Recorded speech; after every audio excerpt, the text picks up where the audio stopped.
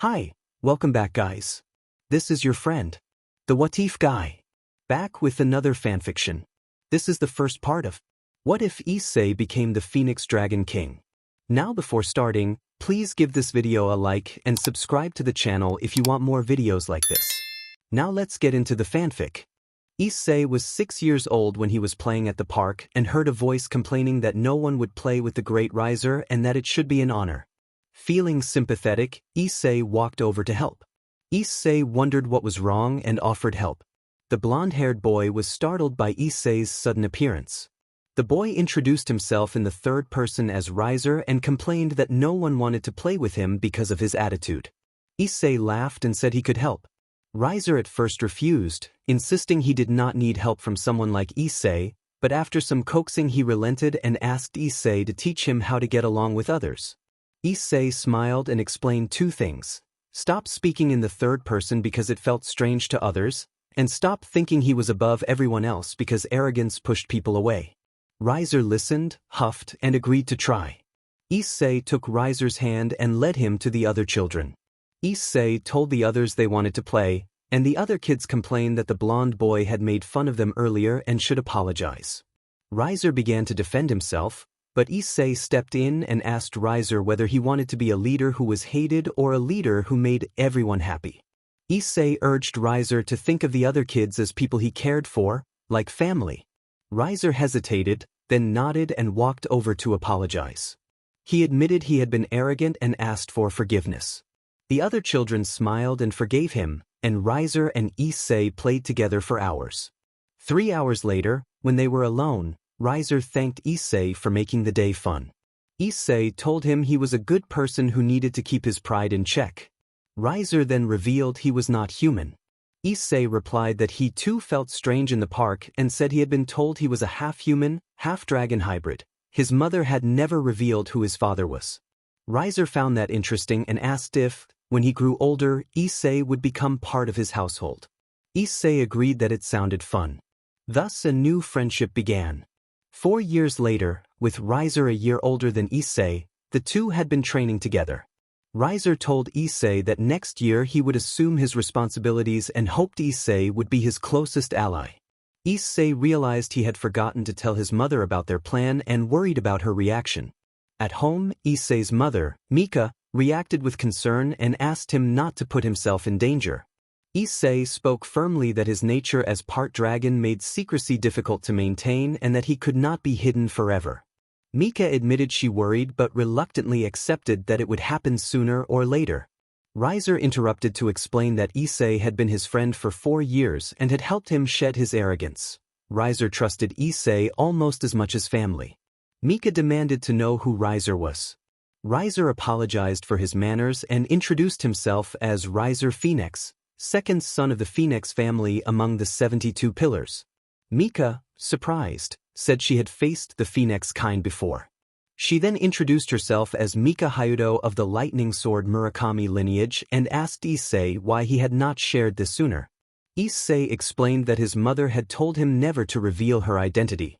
Mika then asked when Issei had agreed to join Riser's household and why. Issei said it had been 4 years earlier and defended Riser as a good person who needed someone to keep him grounded. Mika looked serious and warned him to be careful. Riser asked Issei to follow him, and Issei assured his mother he would be safe, calling on his confidence as a young dragon. Mika remained worried but did not forbid him. After 30 minutes of walking, Riser told Issei that he had arranged for Issei to attend Kuo Academy when he entered high school. Issei was surprised and asked if Kuo Academy was not an all-girls school. Riser explained that by the time Issei graduated middle school, the school would become co-ed. Issei expressed curiosity and asked whether Riser himself attended school. Riser replied that he received private tutoring and had fewer opportunities to socialize, which explained why Issei had seen him at the park. Riser then confided that his parents had arranged for him to be betrothed to Rias. He said the arrangement was not about love but about preserving the pure bloodline, which was dwindling. Issei advised Riser to look for the positive side. He might find love and companionship in the future. Issei advised Riser that he just needed to treat her right.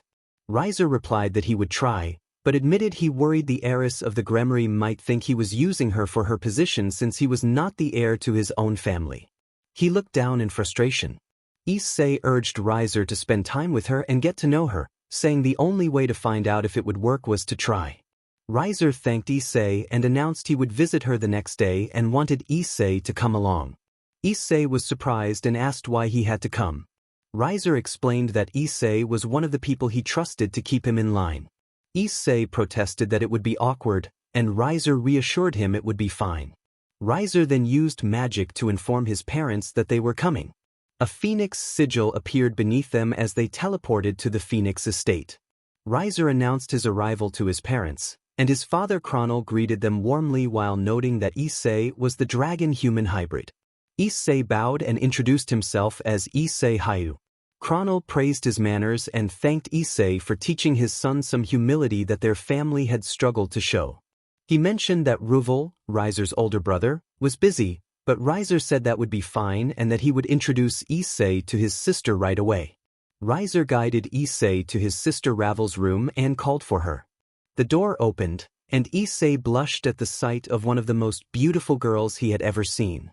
Ravel recognized him as the dragon who had captured her brother's attention and remarked that Riser had been a lot nicer since meeting him. Issei bowed and introduced himself again. Ravel complimented his manners and told Riser he had chosen the right person for his queen piece. Issei asked what Ravel meant by queen, puzzled by the term. Riser explained that the devil reincarnation system resembled chess, with 16 pieces. The queen was typically the strongest, a right-hand person one could trust. Riser said Issei fit the bill because he knew when Riser got out of line and he had trusted Issei for 4 years. Issei accepted the role. Riser expressed relief that he had picked him. Issei then said he needed to get back home for school, and Riser teleported him back. Later, when Issei returned to his house, he found the door broken and the windows shattered. He ran inside and began searching for his mother, moving through rooms strewn with fallen bodies and signs of a violent struggle. He found his mother in her room, slumped against the wall and barely conscious. She coughed weakly and welcomed him back, clearly gravely injured. Issei knelt beside her, frantic and pleading for her to stay with him. His mother told him she was dying and urged him to go with his friend Riser, saying that the phoenixes were good people but bound by old ways. She reached for a sword and handed it to Issei. As he took it, the sword began to glow and shift into a new form. She told him that with the sword's change, she had no doubt he would grow to be its strongest wielder. Her hand fell still. Issei cried out and immediately contacted Riser through magic, begging him to come. Riser arrived moments later and was struck by the scene of the house after the attack and by Issei holding his mother. Riser examined the area and noticed a familiar sigil on one of the attacker's belongings, and he told Issei that he knew which group was responsible. Riser explained that the perpetrators were devils from the old Satan faction, who believed devils should remain embodiments of chaos. Issei, facing the loss and the revelation, resolved to seek vengeance. Thus a new story began. 6 years later, Issei had become Riser's queen and was meant to stand by his side, but Riser had ordered him to attend high school. Since the incident with his mother, Issei had grown colder, quieter, and more methodical. He rarely opened up, trusting only Riser's family and showing a particular soft spot for Ravel. Ravel noted that Issei was now in his 2nd year. Issei replied that school was boring but that he had been getting along with members of the grimoire and Citri families, who were interesting to talk to. He had developed a friendly relationship with Rias and Sona and had helped Rias and Riser find common ground, an effort that had softened Rias toward Riser. Ravel expressed surprise that the arranged marriage might actually work, and she credited Issei for playing a part in making that possible. Ravel told Issei that her father had given him another nickname. Issei wondered what name he had been given this time. Chronal, Riser's father, liked Issei and often gave him different nicknames. Ravel explained that her father had called him the Phoenix Wingman. Issei sighed, knowing this was bound to happen ever since he helped Riser. Issei then asked how Ravel was doing in her studies. Ravel replied that she was more brain than brawn. Issei teased that she was Mrs. Mastermind, which annoyed Ravel, and she fired back by calling him Mr. Battle Maniac. Ravel added that since their mother's death Issei trained constantly and seemed to love fighting, she did not know what had gotten into him. Ravel expressed worry. Issei admitted he did not know exactly why but that he wanted to become strong so he would not lose anyone he cared about again. Ravel said that she understood but found it scary that he seemed to enjoy fighting so much. Issei apologized for worrying her and felt disappointed in himself for causing concern. Ravel brightened the mood by announcing she would be able to attend Ko Academy next year and could not wait. Issei offered to show her around. Ravel asked him to be her tour guide. Issei bowed playfully and said he would do so, treating her like a princess as she liked. Ravel blushed and pretended to scold him, but she let it slide. Issei told her he had to head to school and that he would see her later. At school, Issei drew attention with his lean, well-defined features and quiet nature, earning the nickname the Silent Prince. Rias greeted him and her red hair caught his eye. Rias asked how he had been. Issei said he was doing well except that his battle urges were getting worse. Rias looked concerned and invited him to the occult research club when he had time. She had finally acquired a new pawn. Issei asked if it had been worth it. Rias explained that when she tried to save the pawn before it was killed, fallen forces set traps, but she had resurrected him and he had absorbed all 8 of her pawns. Issei said he hoped it had been worth the trouble. Rias added that the pawn was Motohama, a perverted student from his class. Issei said he had sensed something from the student and suspected he had a draconian sacred gear, as his dragon instincts told him. Rias reacted with shock. The warning bell rang, and Rias reminded him that he was always welcome at the Occult Research Club and that she would see him later. Issei agreed to come that day. After school, Issei knocked and entered when Rias called him in. Rias introduced him to Motohama, explaining who he was. Motohama reacted with surprise that the Silent Prince was also a devil. Issei bristled at the nickname. Motohama emphasized his own accomplishments, boasting that he had taken 8 pawns and implying Issei could not match him. Issei began to introduce himself more fully, stating that he was Issei Hayu, the queen and essentially the right hand to Riser Phoenix, and that his pawn was a mutated queen. Before he could finish, a red magic circle appeared on the floor and Riser emerged in a burst of flames. Rias rushed to hug Riser. Riser greeted her warmly and asked how her day had been. He apologized to Issei for interrupting and tried to smooth things over when Motohama insulted him and made crude remarks about Rias. Issei warned Motohama to watch his mouth. Riser placed a calming hand on Issei's shoulder and reminded him that Motohama did not know their world, then asked Issei to finish his introduction. Motohama, smug, repeated his boast. Issei grew irritated but remained composed, answering Riser's encouragement with deference. Riser explained that Issei did not need to call him by an honorific. He considered Issei his best friend, though Issei continued to show respectful manners.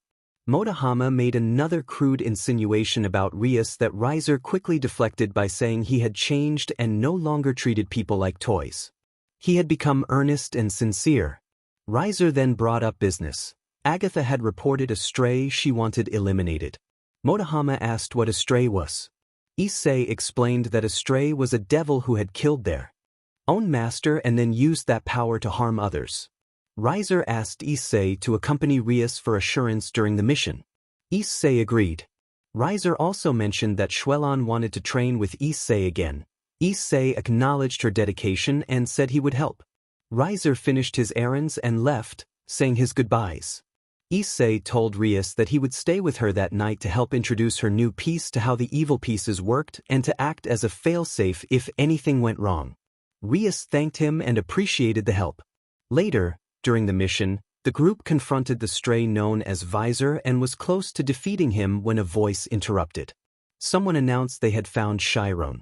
Kaneko looked up and asked Kuroka what she wanted. Kuroka said she had come for her sister. Rias objected and said she did not approve of Kuroka taking her sister back. A brief pause followed as the tense standoff held, leaving everyone uncertain of what would happen next. Rias apologized that the council had ruled him an SS-class stray. Although many Mao believed him innocent, until direct evidence surfaced she was sorry that he could not take Kaneko. Kaneko asked Rias what she meant. Rias explained that there was scant evidence suggesting Shalba had been conducting illegal experiments intended to create enhanced devils. Kaneko looked shocked and could not find words. Kuroka said that apologies would not help and that if she had to use force, she would. She began to power up senjutsu and devil magic and unleashed an attack toward Rias. Rias called for Issei. A flash of flame appeared in front of Rias and intercepted the attack. Kuroka wondered aloud where the other threat had been hiding and dismissed the interception as a suicide attempt. As the smoke cleared, Issei warned not to be so quick to judge. Kuroka recognized Issei and commented on the rumors about him being a phoenix dragon. Issei acknowledged the reputation and preferred to be called the Dragon of Phoenix Flames. Kuroka said it was her luck, that she would like to meet him properly but had no intention of fighting him now, and that she would come back for Chiron later. She jumped through a teleport gate and departed. Issei asked Rias if she was all right. Rias said they were fine and asked where Visor had gone. Issei answered that he had destroyed the threat and had hidden because he had sensed another signature and concealed his life force. Rias said he had done his job, and that was what mattered. A magic communication arrived for Issei. Riser urgently demanded to know if Issei was done. Issei, looking worried, replied that he was and asked what the problem was. Riser reported that the Phoenix family had been attacked by the old Satan faction and that Ravel had been seriously injured. Issei's power spiked. He activated the Phoenix crest and teleported. Issei appeared at the Phoenix mansion and asked why they had been attacked and whether Riser was all right. Riser confirmed he was but that Ravel was the worse off. Issei saw Ravel nearby, severely injured but alive. A strange, unsettling sensation began to take hold of him, and he excused himself. Issei went into the nearest cave to be alone. He cried out in confusion as his black wings began to take on a yellow outline and he felt his mind pulled toward a darker impulse. An hour and a half later, he realized he had become what he described as an evil dragon, but he resolved not to let it control him. Another change was visible in his wings. His dragon and phoenix wings had merged into a striking pattern of black and gold, with a dark, flickering flame along the inside that resembled a shadowed version of phoenix fire. Riser approached and asked if Issei was all right.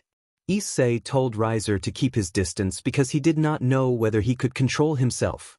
Riser, shocked and concerned, asked what was wrong. Issei admitted that he had become an evil dragon and was struggling to control the urges. Riser knew of someone who might help.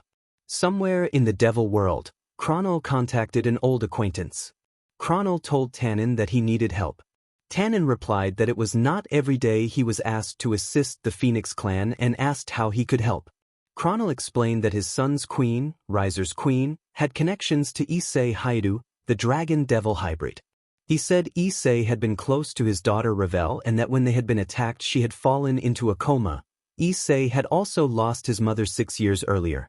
Chronal did not need to say more. Tannen understood the gravity. Tannen reacted with concern, and Chronal confirmed that Issei had become an evil dragon but, surprisingly, was barely keeping control of his urges. Tannen said this was unusual for someone so young. Such corruption should have consumed him. Chronal noted that Issei's will to live was remarkably strong. Chronal asked Tannen to train Issei, to make him stronger than his urges and to teach him the ways of the dragon, since Issei had been raised mostly in the human world. Tannen, intrigued, agreed to help not just because Chronal asked but because the hatchling had piqued his interest. Far away, a dragon of yellowish gold and black stood over its prey, sensing something familiar. A month later, Issei had been training under Tannen, a dragon king, devil hybrid. Issei arrived at the place he had been told to go and found no one there. He shouted his frustration and then noticed a huge shadow overhead. A deep voice told him that he had been called because Chronal wanted Tannen to train him, to help control his dark urges and to teach him the ways of his kind. Issei demanded to know who the speaker was. Tannen landed and the purple-tinged dragon laughed, noting that Issei had indeed become an evil dragon. Issei roared in defiance, but Tannen demonstrated his power to show that Issei could not defeat him in direct combat. Tannen explained that he had no intention of killing Issei and introduced himself as the one who would help tame his darker impulses. From that moment, Issei's control improved considerably, though he still lost control if he took a certain amount of damage. During training, Tannen encouraged him and pushed him to his limits. Issei discovered a strong affinity for lightning and, to Tannen's surprise, for dark magic as well, magic that drew on negative emotion and was inherently unstable. Tannen grew more concerned after seeing the condition of Issei's wings. 3 weeks earlier, Tannen had observed that Issei's mother had trained him well in combat but had asked whether he had received formal dragon training. Issei explained that his mother had said his father left to protect them, and Tannen regarded him with new interest as the training continued. Tannen requested to examine the hatchling's dragon wings, explaining that he might identify the father by the color variations and the scales. The narrator nodded and revealed the wings. Tannen gasped and said the pattern seemed impossible. The narrator asked if he knew who the father was. Tannen nodded but said he would not reveal it now and promised to tell after the training was complete. The narrator sighed, understanding that the secrecy meant something serious. The narrator then asked Tannen to promise on his draconian pride that he would tell the truth. Knowing dragons valued pride and freedom, the narrator smirked. Tannen returned the smirk, promised on his pride, and they fist-bumped.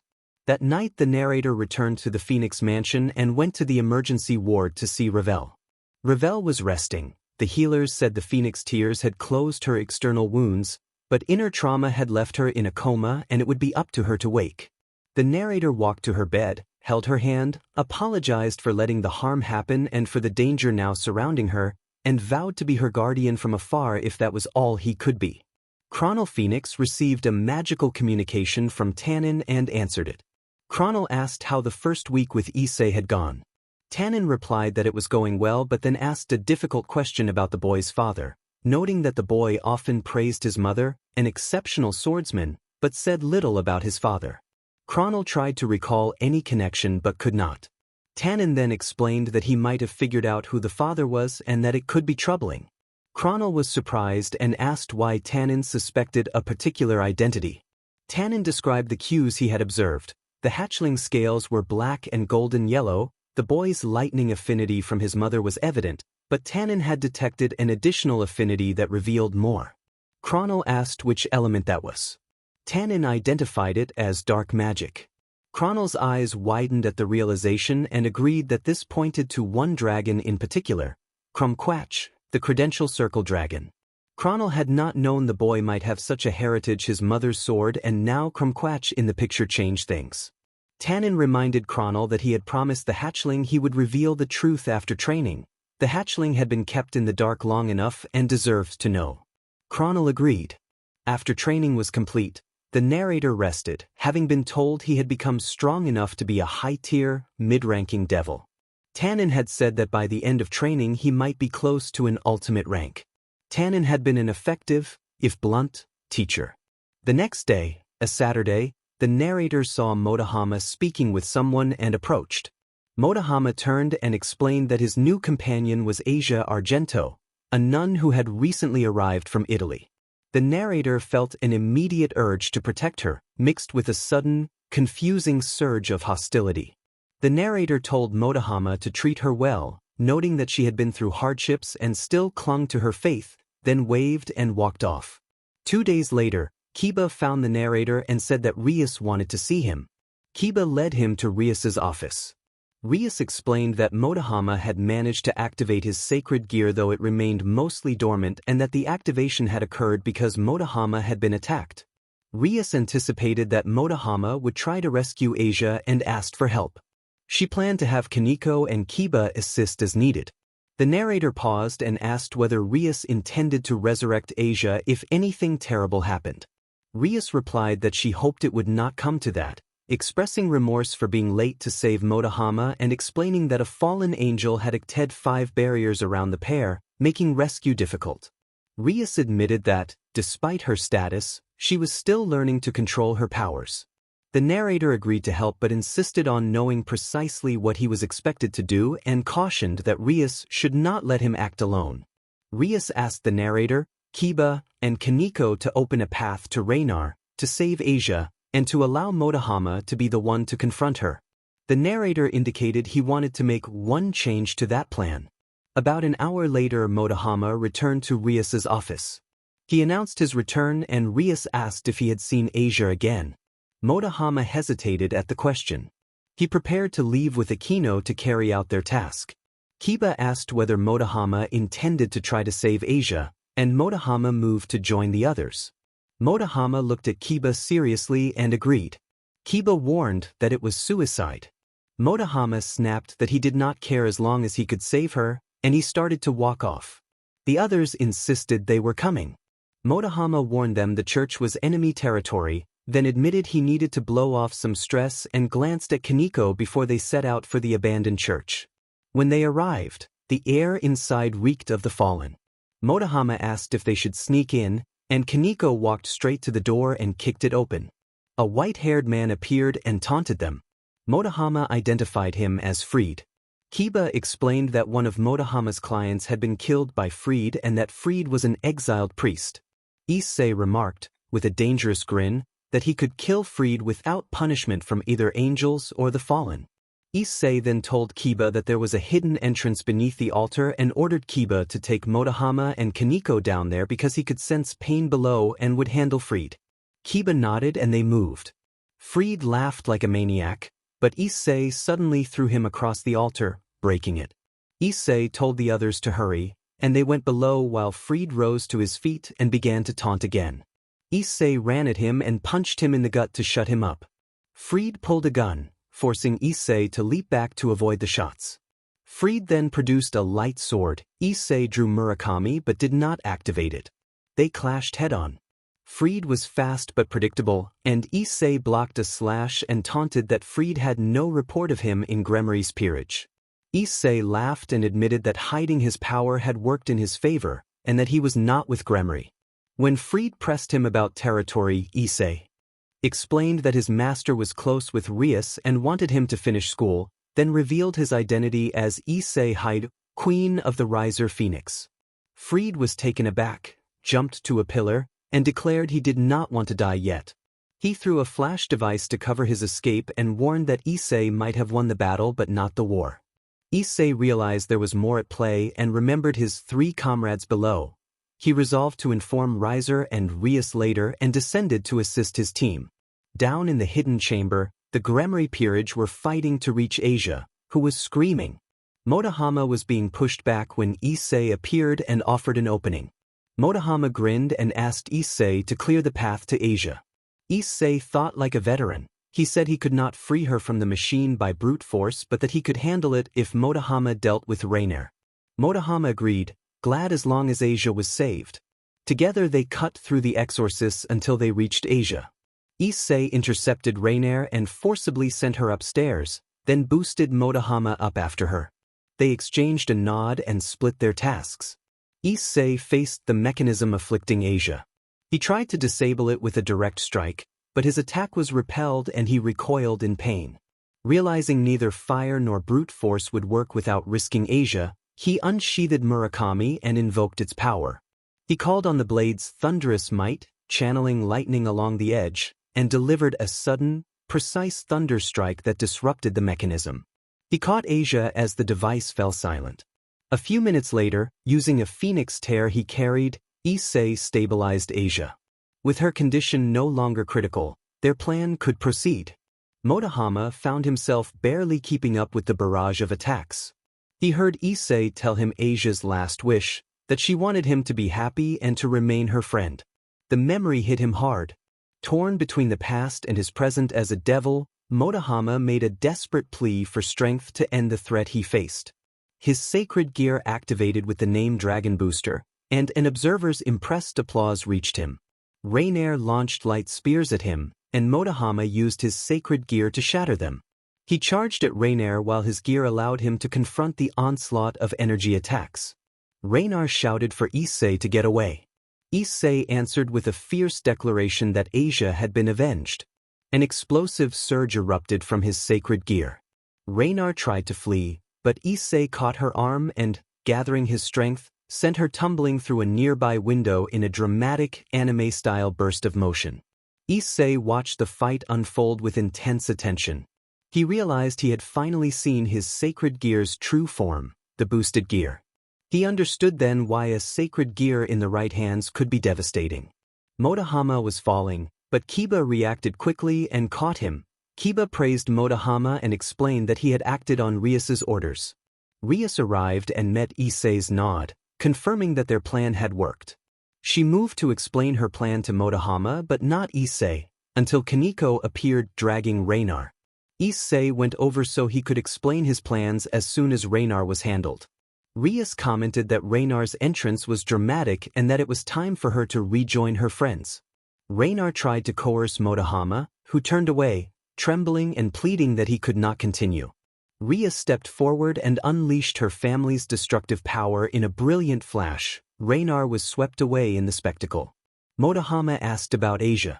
Issei assured him that Asia was hurt but would be fine. In a memory, Issei had used his dark magic to create illusions for Reinar and Asia as part of the setup.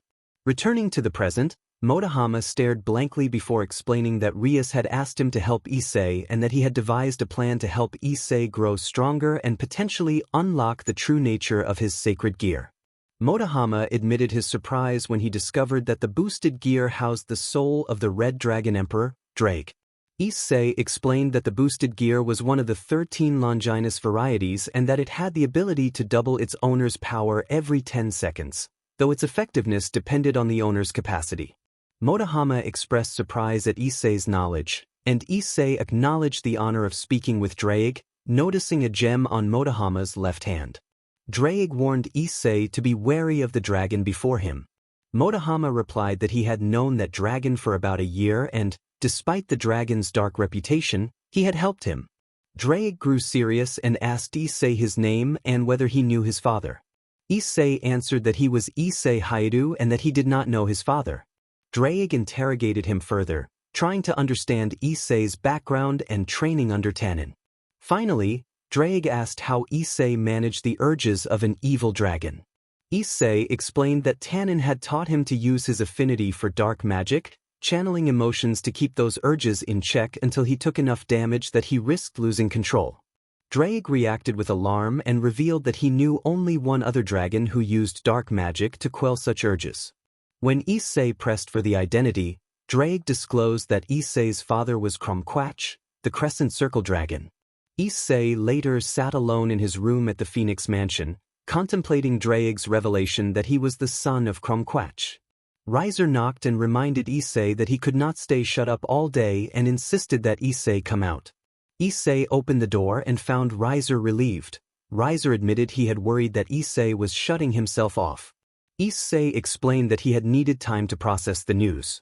Riser understood and urged Issei to come with him to the Gremory training facility.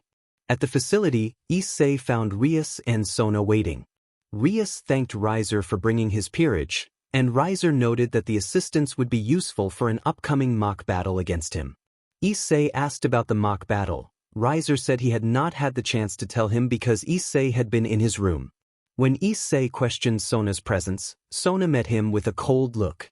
Issei admitted that, although they were on friendly terms, he disliked Sona's cocky approach to training, which emphasized fixed strategies over developing each peerage member's abilities. Sona argued that a good plan was often enough, but Issei countered that when facing overwhelming force, confidence in each peerage member's abilities was essential. Riser intervened and assigned Issei to train Sona's peerage while Riser took Rias's. Issei accepted and set about preparing. He was stronger now, having nearly completed his training with Tannen and reached the level of a high-tier, mid-class devil. He gave Sona 20 minutes to formulate a plan.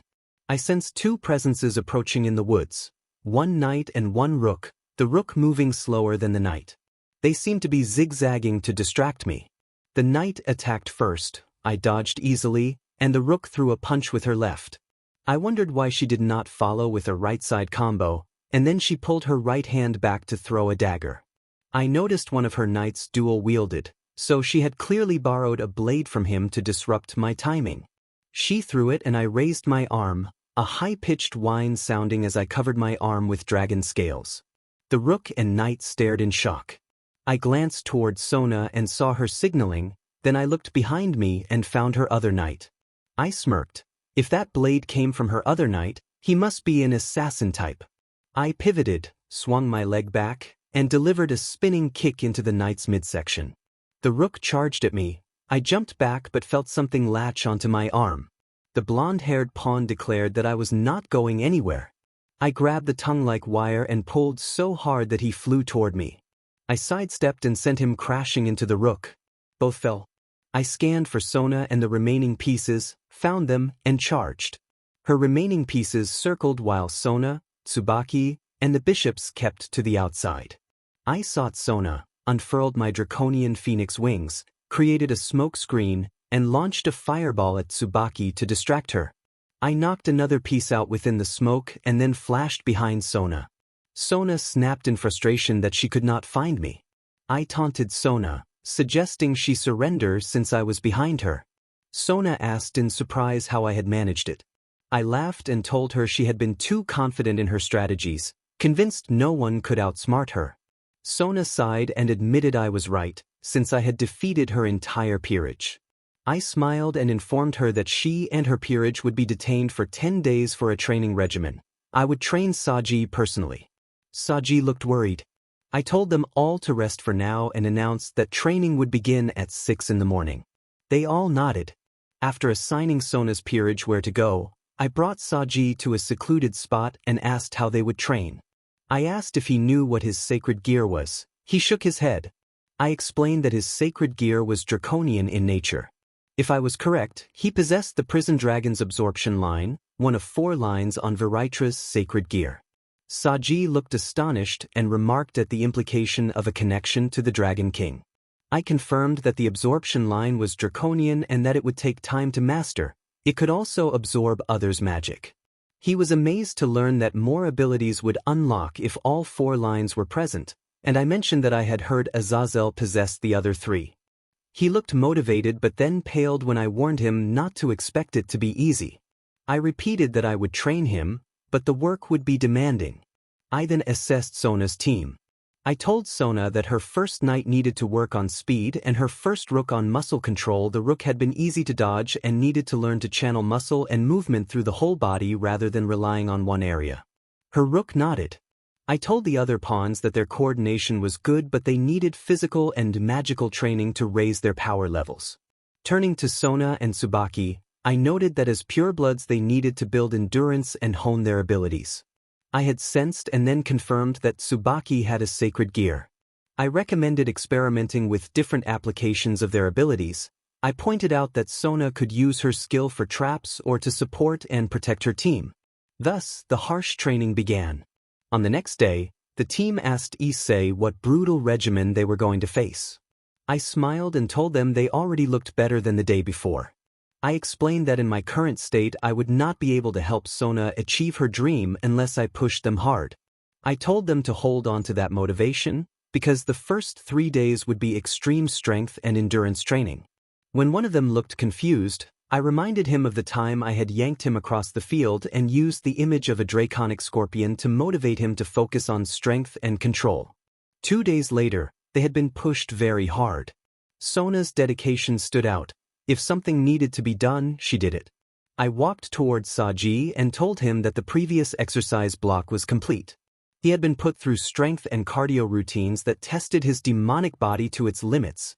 Multiple meals each day, short rest PRDS, long runs and swims for cardio, and heavy weight sets plus extended planks to build muscle endurance and tone. He had endured the pain and never quit, and his magic healed him during rest so he was ready the next day. Now it was time to apply that new strength in practical situations. Saji asked what new exercises awaited. I shook my head and said there were no new exercises for now. With 8 days left, it was time to put their gains to use in realistic scenarios. He seemed to understand. Tannen told Issei that they would spar and assured him he would not use magic or his dragon abilities, only his draconic strength and speed. Tannen sighed in relief at the thought, and Issei observed that Tannen was as overpowered as ever. Tannen admitted he had heard that many times. Issei then explained to Tannen some tactics for using the sacred gear. Do not always aim for the center, try targeting the legs to trip an opponent or anchoring to trees to create tripwires. There were multiple ways to use it, and it was up to him and Sona to decide their strategy. Tannen smiled, and the next 8 days of training passed until Issei reached his final days of lessons with Tannen. Issei traveled to the Dragon Mountains with pride on his face. He reflected that Saji had come a long way and was now roughly 30% of his level. Issei admitted he had never been good with sacred gears, and that only Saji's wishes and emotions really brought out their power. Saji now called Issei sensei because Issei had taught him how to fight and adapt, and had given him a regimen that balanced training with school and daily life. Near the summit, Issei saw Tannen waiting. Tannen greeted him warmly and asked if he was ready for the final spar, saying that today Issei would have to use everything he had been taught. Issei nodded but said he had a pressing question. Tannen replied that he already suspected the question and revealed that he had guessed Issei was the son of Kromkruch after seeing Issei's gold and black scales. Issei reacted with anger and frustration at not being told sooner, pointing out that he had to learn the truth from Draig and now could not be sure if he was safe to be around. Tannen grew serious and explained that he had withheld the truth because it might have demotivated Issei. Issei had been making great strides in training and, by keeping him focused, his darker dragon temptations had become almost non-existent. Issei admitted that his restraints slipped when he took too much damage and that there were many foes stronger than him. Tannen laughed and said that dragons simply needed to become stronger. He expressed his belief that by the time Issei reached human adulthood he could attain Dragon King level, possibly rivaling Tiamat, and perhaps reach heights they had only dreamed of, though even Draig had limits. Issei understood Tannen's implication of the heavenly dragon and felt both the weight and the promise of the future. Tannen said he had full faith Issei would surpass his father Krom, and then announced that he would attack at full power.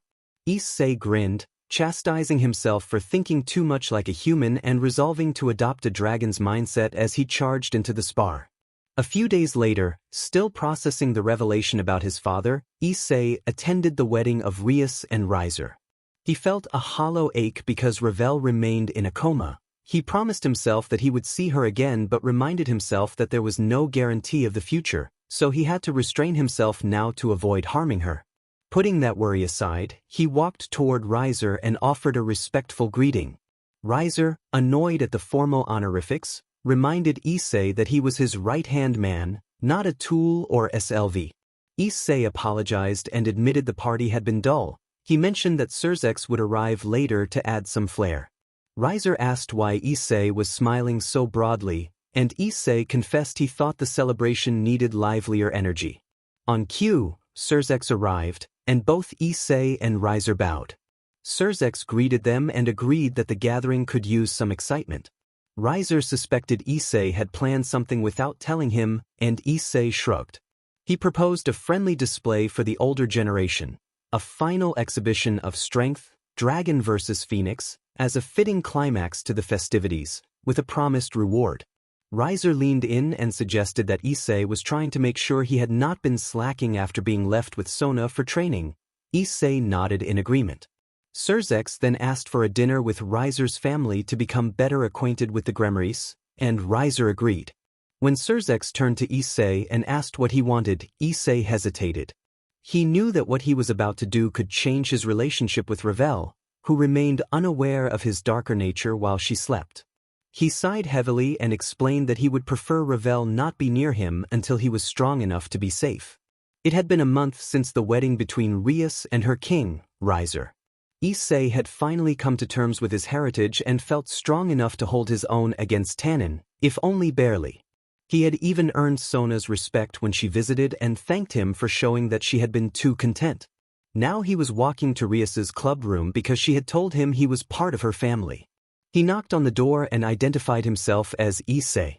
Rias told him to come in, but the atmosphere inside was tense and heavy with dread. When he opened the door, he found two exorcists in the room. One of them was familiar, Irina. She recognized him and called him by name, and when she asked after Mrs. Mika, Issei looked down and said that his mother had been killed. Irina apologized for her question. The other exorcist pressed about Excalibur. Issei explained that the sword had recognized him as its next wielder and that he had nearly mastered it. The exorcist reacted with disbelief and anger over a devil wielding a holy sword.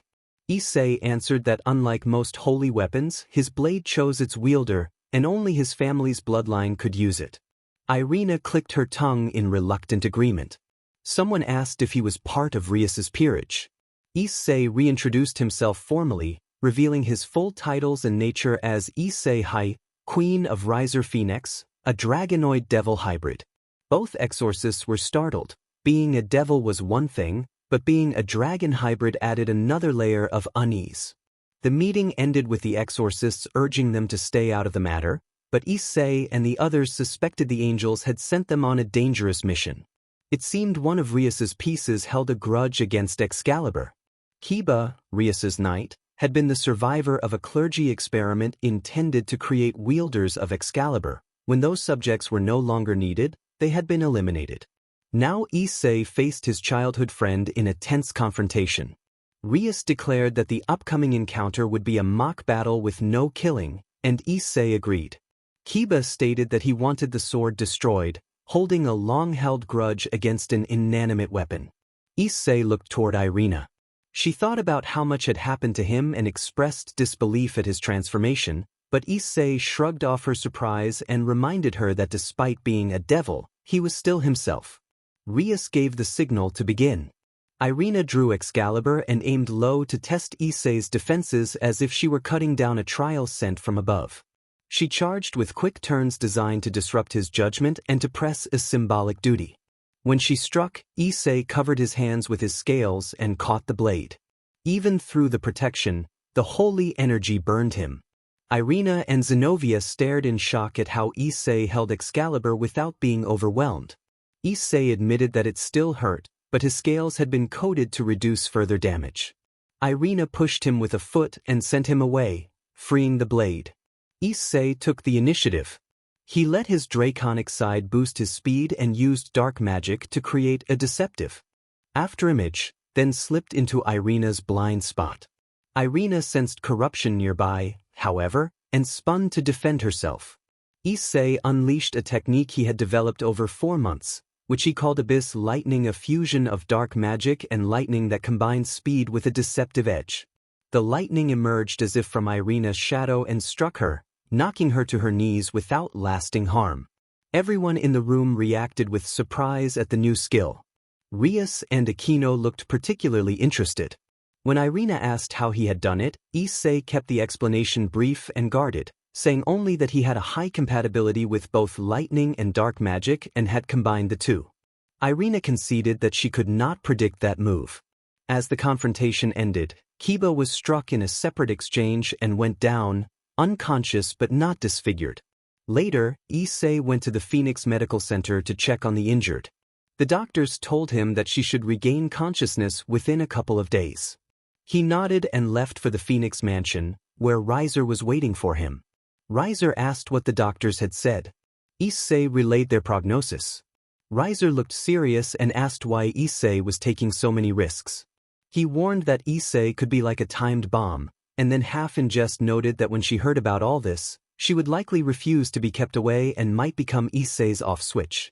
Issei looked away, feeling the pain of not wanting to lose control and hurt those he cared about, and told Riser that it was not that simple before walking off. The next day, while out walking, Issei saw Saji with Kaneko, Motohama, and one of the exorcists. He waited outside and relayed the situation to Rias. Rias encouraged him to try to get involved and see where things led, and Issei agreed. They finally emerged and decided to have some mischief. One of them loudly asked what their destination was, which frightened Saji and Motohama. They told the narrator their plan and he agreed to join. They intended to find Kiba and offer to help destroy part of Excalibur. The narrator was with them when Fried appeared again. Fried commented on how many devils he had found, then threw down a flashbang.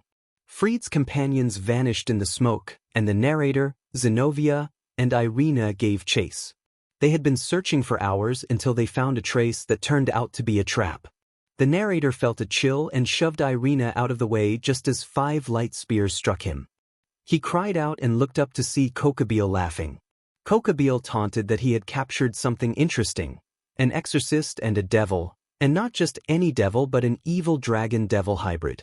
The narrator snarled and told Kokabeel to come down from his arrogance and see how dangerous he could be. Kokabeel laughed and said the narrator would be fun to toy with. The narrator saw Irina and Zenobia preparing to attack and ordered them to fan out and wait until they got back up. Zenobia nodded, but Irina hesitated. The narrator smirked and told Irina that he would handle their black-feathered ally. Irina nodded and moved off. He shattered the light spears, and when Kokabeel asked if he really thought he could beat him, the narrator admitted he did not think he could win but could stall until help arrived. Riser's perspective shifted. He was visiting his sister Ravel and opened the door to her smiling blue eyes. Ravel said she was relieved he was awake and asked where Issei was. Riser searched for how to explain. Ravel demanded to know why the doctors would not tell her what was wrong with Issei. Riser reminded her that she knew about Issei's draconic side, and explained that something bad had happened when Issei saw her while she was in a coma. Ravel asked what could happen to Issei if she had been unconscious. Riser steadied himself and said that while dragons like Grendel could be corrupted by negative emotions into evil dragons, and Issei had nearly been pushed in that direction after losing his mother, Issei had been taught by Tannen to control it to some degree. Ravel was relieved at that, but demanded to know where he was now.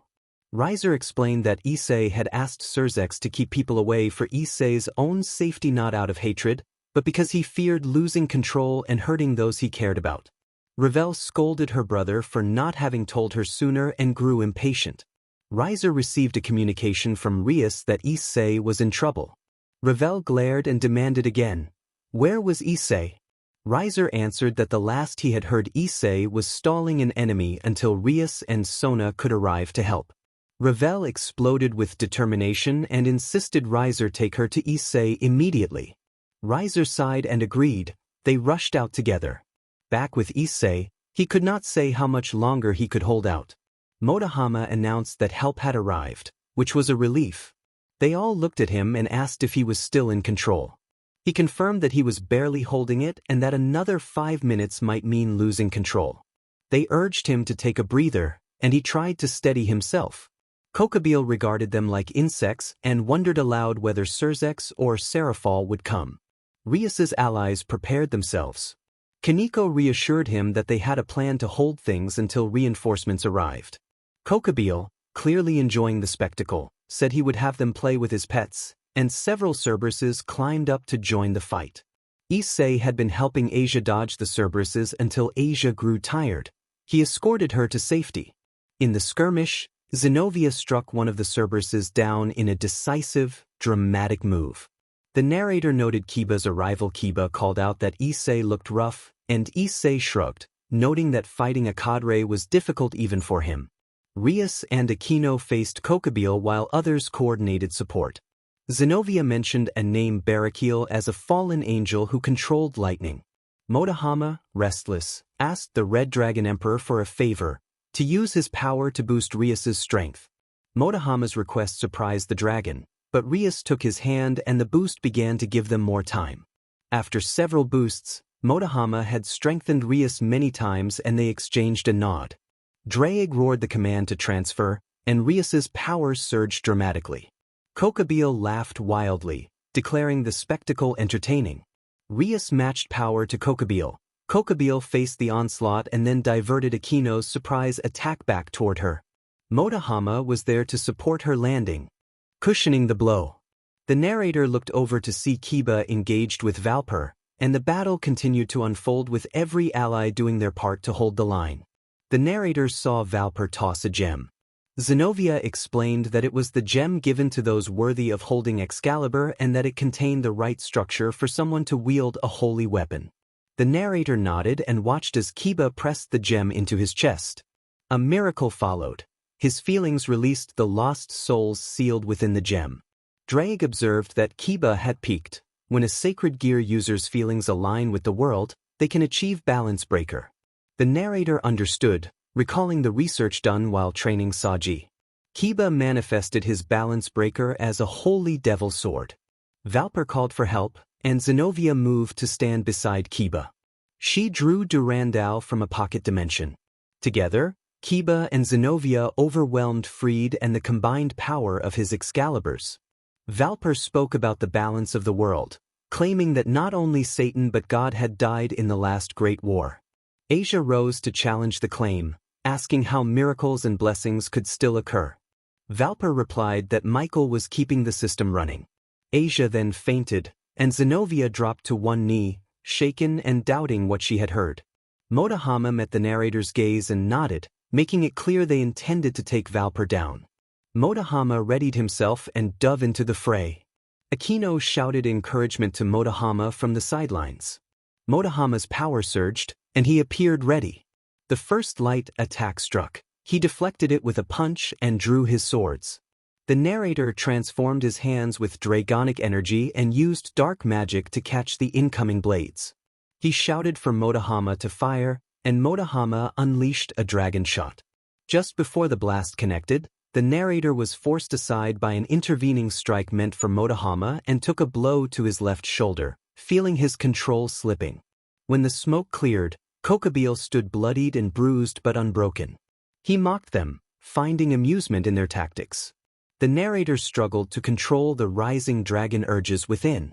Rias ordered everyone to fall back, then signaled that Issei had reached code. The narrator felt the dark power surge and let it take hold, advancing on Kokabeel with a manic grin. He slammed Kokabeel to the ground and taunted him, urging him to make the fight more enjoyable. Kokabeel grew serious, but the narrator twisted aside and struck him in the side of the head, pushing him back. Kokabeel studied the narrator and concluded that he was the son of Kromkruch, noting the resemblance in their fighting instincts. The narrator denied ever knowing his father and swore he would never be like him. Kokabeel only smiled and remarked that the narrator's behavior echoed his father's nature. Ravel reached Sona and found her startled. Riser was there as well, helping maintain the barrier. Ravel told Sona that Issei had reached code. Riser asked what code 0 meant, and Ravel explained that it was the level at which Issei could no longer restrain the dragon instincts inside him. Sona warned that approaching Issei in that state would be dangerous, but Ravel insisted. He said that the boy had always been alone in his struggle and had tried to shoulder everything to protect others. Ravel would be the one person who would help him all the way. Sona, moved, opened the barrier to let Ravel through. Elsewhere, an unknown observer sensed a familiar source growing 5 times stronger than before and decided to investigate. Before leaving, the observer glanced at a photograph of a woman and murmured an apology to Mika for having failed her, then headed toward the source. Issei's mind was a red haze. He kept forcing himself back to his feet, needing only a little more time, but he was barely holding on. He had been wounded and was exhausted, pushed onward by the dragon instincts that would not relent. If he stopped fighting, the people he cared about would be in danger. The enemy he faced was the most powerful and experienced foe he had ever encountered, and Issei kept fighting despite everything. Issei had been thrown to the ground again. He rose slowly, every movement heavy with pain. Kokabeel commented that he was surprised Issei had lasted this long. Issei charged blindly, but Kokabeel struck him, wounding his other shoulder and tossing him aside. A familiar voice cried out Issei's name. He did not have the strength to respond. He finally saw Ravel approaching, tears in her eyes. Ravel told him he was not supposed to be near her and scolded him for doing things alone. Issei managed a weak smile and explained that he preferred to take the risk himself rather than see those he cared about suffer, recalling his mother and his long determination to avoid that pain. Ravel shook her head and told him he was hurting her now. Issei insisted he had acted to protect her. Ravel refused to accept that and insisted he would live and make things right. He lowered his eyes and said he could not. Ravel acknowledged that she had thought of him as a battle maniac but had come to understand where his tendencies came from and still called him her battle maniac. Issei began to ask what she meant. Ravel leaned in and pressed her forehead to his in a brief, tender gesture, confessing that during his coma she had realized what he fought for and had discovered how she felt about him. She had fallen in love. Issei was stunned, remembering his own complicated feelings, but the moment was cut short by Kokabeel's mocking declaration that they were all going to die there. A new voice intervened, declaring that Kokabeel's plans would not go unchallenged.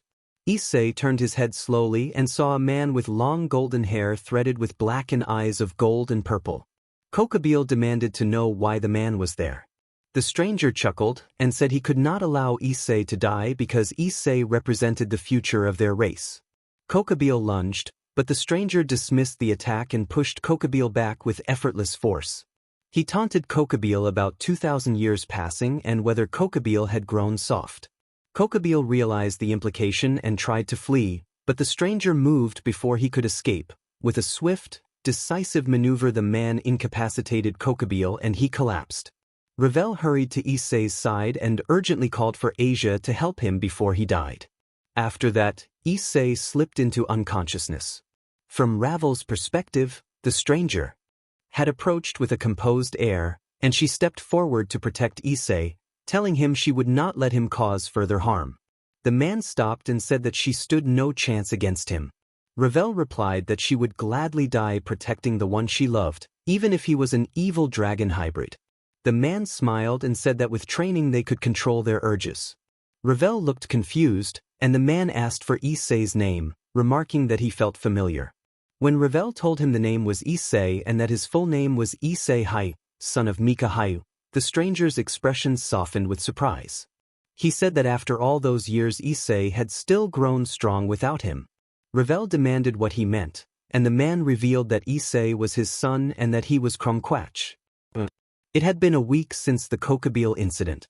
My supposed father, Krom, had joined Riser's mother's peerage as a show of goodwill, letting everyone know he was on our side because of me. For Krom and me, it had been a bumpy road. Flashback. I woke in Phoenix Hospital and found Ravel beside me. Krom, the man who had rescued us, was nearby. Krom warned the group that if he had wanted us dead, they would already be gone, and that calmed me. He explained that he had sensed a new evil dragon and had not expected it to be me. Krom asked for my name and my mother's name to hear it from me. I told him I was Issei Hayu and that my mother had been Mika Hayu. Krom looked relieved and showed a photograph of him and Mika together a year after they had gotten together. He then asked if I still had my mother's sword. I told him that when I had returned to Riser's family it had been in the aftermath of a battle against members of the old Satan faction.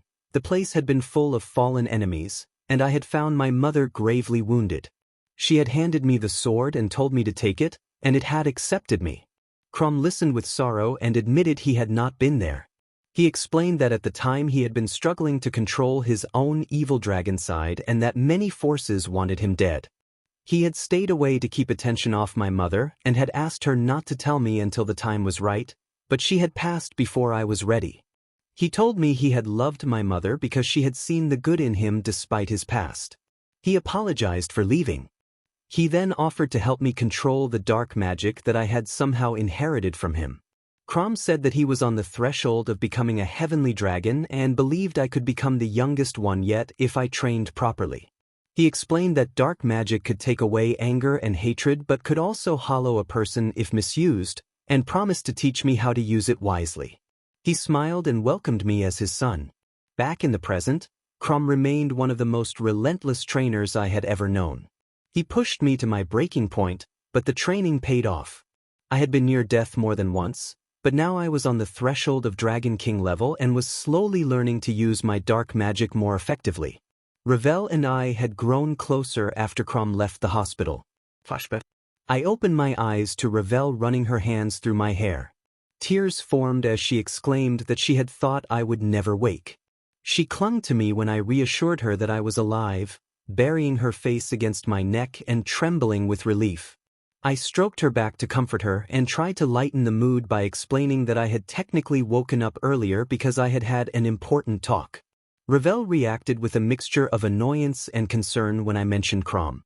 When I asked if she had meant what she had said before, she blushed and nodded. She then moved closer and pressed her forehead to mine in a tender, emotional moment that confirmed her feelings. We shared a quiet, reassuring embrace after that, both grateful to have each other. End of flashback. After a brief pause, they looked at each other. Ravel told him she would not have acted that way if she did not love him. He nodded and admitted he had loved her for a long time. Ravel looked at him wide-eyed and asked why he had not said anything. He looked down and explained that during that PRD he had been consumed by battle and later became an evil dragon after she fell into a coma, and he had not wanted to hurt her. Ravel smacked him and then told him he was the strongest man she knew and that she had trusted he could overcome it. She said this with a serious face, and in that moment he fell for Ravel all over again.